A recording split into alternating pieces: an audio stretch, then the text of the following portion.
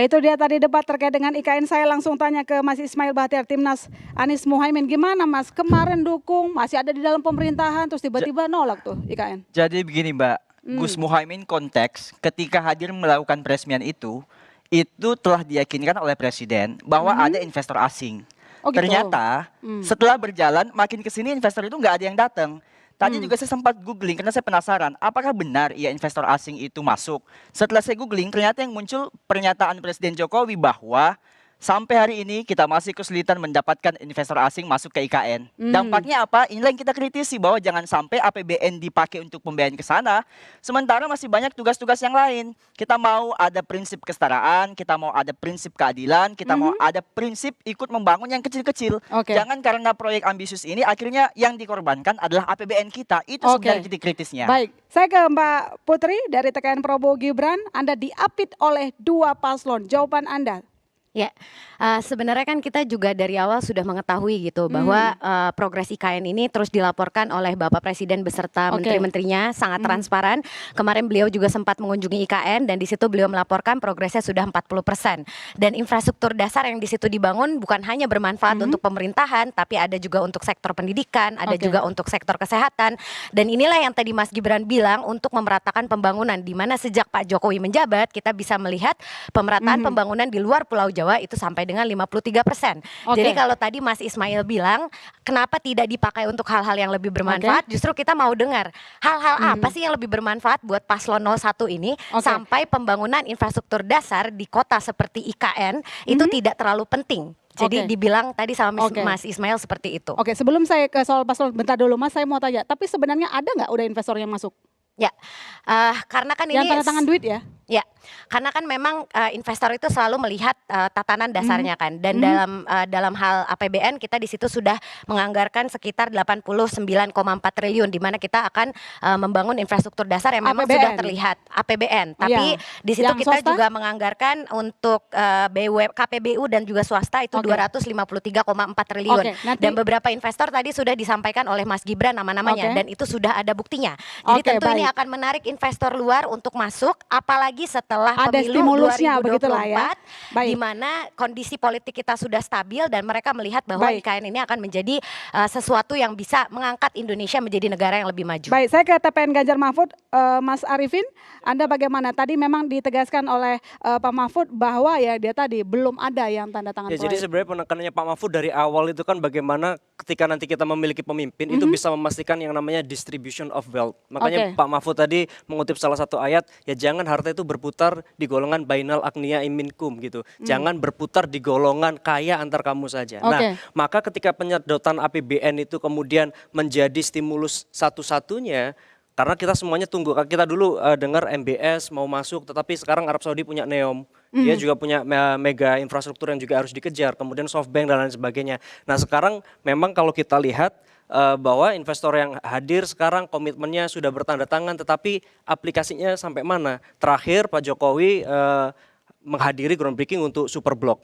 Nah, tetapi yang kita harapkan dari IKN ini kan, IKN mau dibuat untuk siapa? Apakah hanya untuk segelintir orang atau kemudian untuk seluruh masyarakat? Maka sebenarnya yang mungkin tidak terungkap dari Prof Mahfud adalah kita pengen juga loh dengar selain investor itu masuk ada development agreement yang jelas. Contoh you yang punya konsesi lahan bisa nggak kemudian menyediakan tempat khusus untuk kemudian UMKM masyarakat sekitar dan lain sebagainya terlibat di sana. Jadi IKN ini harus benar-benar tidak hanya menjadi satu bangunan. Kita pengen meneruskan itu, tetapi nggak hanya forest city yang kemudian ini sustainable, tapi juga harus inklusif di dalamnya. IKN yang basisnya untuk ekonomi kerakyatan.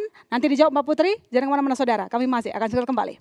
Tadi dipertanyakan oleh Mbak Putri, Timnas nomor 2 yang mengatakan bahwa sebenarnya apa ya prioritas Anda? Kalau nggak bangun IKN, kan pertanyaan Mbak Putri, kalau nggak bangun IKN lalu mau bikin apa?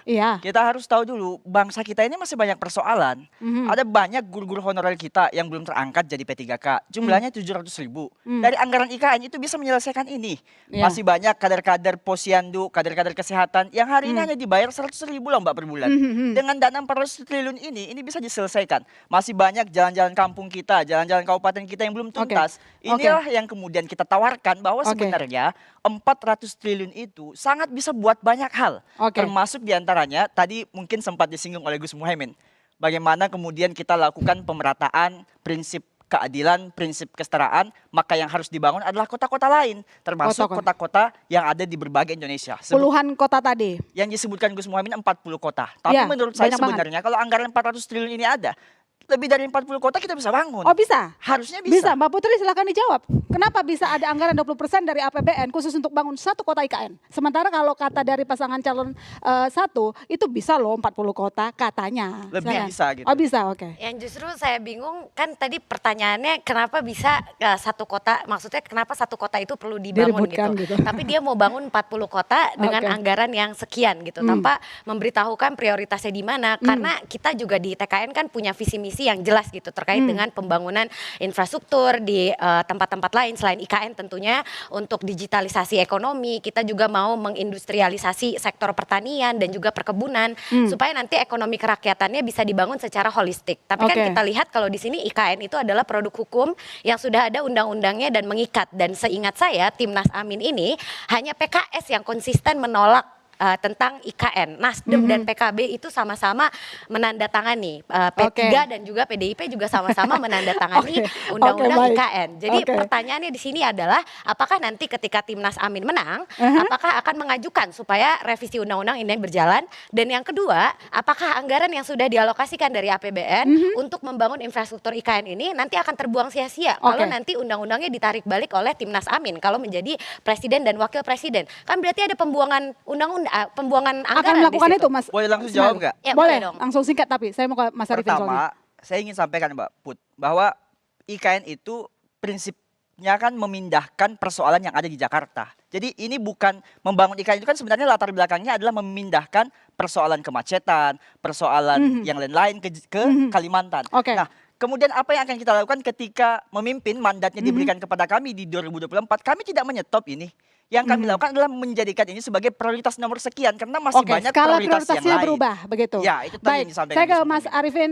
Jawabannya Anda di mana sih sikapnya sebenarnya? Satu, gini, kita harus melihat IKN juga bisa jadi strategi. Kan kita selalu ngomong bahwa Pak Ganjar juga ke sana. IKN ini harus jadi strategi bagaimana kita menarik direct investment. Oke. Karena kalau kita lihat ICOR kita angkanya dinilai 7.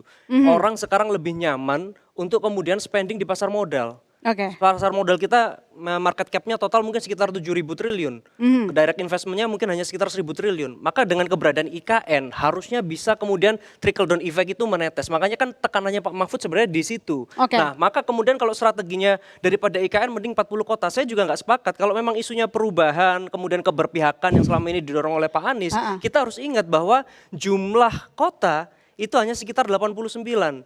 Sisanya 416 itu kabupaten, di mana di dalamnya ada 83.000 desa. Oke, baik. Maka sebenarnya kalau kita lihat proyeksi demografi, kita di tahun 2030 ada 300 juta, itu pasti akan muncul karena fertility rate-nya lebih banyak di desa-desa kabupaten. Tapi untuk paslon nomor 3 IKN prioritas. IKN prioritas dengan strategi yang lebih satset tas. Oke, baik. Saya ke panelis Mas Arya.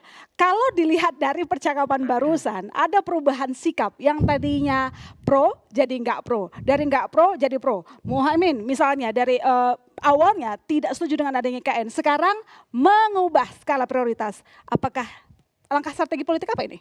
Ya, saya kira ini perubahan-perubahan yang terjadi ini saya kira didorong oleh motivasi elektoral ya.